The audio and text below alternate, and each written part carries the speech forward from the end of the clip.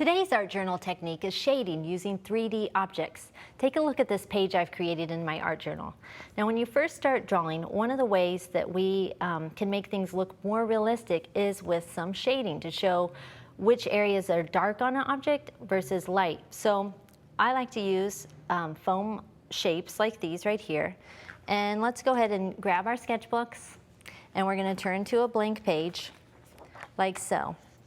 And when you get started, you'll want to start with a pencil, but you might also like to try a black colored pencil or a black ink pen. It's up to you. So when you look at an object, you want to just first sketch out the basic shape. So I'm actually going to use this cone right here in front of me.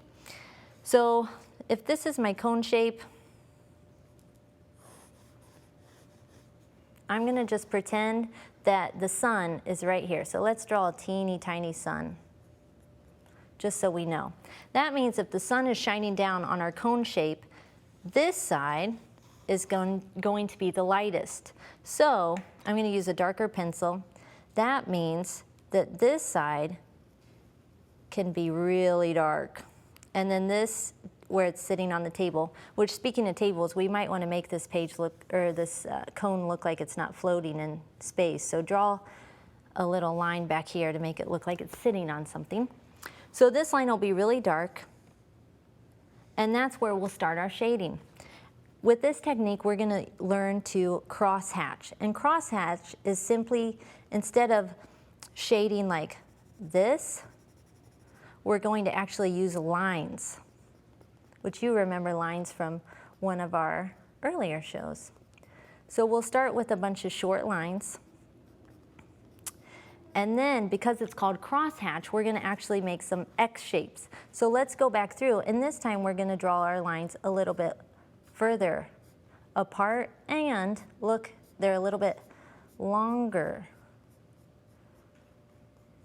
Now we're going to go back through the other way, and we're going to draw some more crosshatches and just keep extending that line. And can you see how, when we keep repeating this, that we're starting to give our shape some dimension?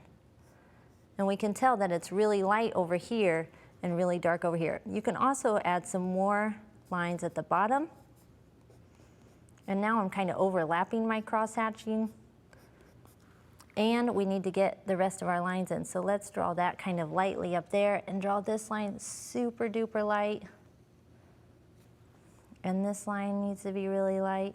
And we can add a little bit more under here and make that a little bit dark like that. And then for those pencil lines over here that we drew, you can just use an eraser and go right over the top to get rid of those lines. But this is a really useful technique for making your shapes come to life and have some real dimension.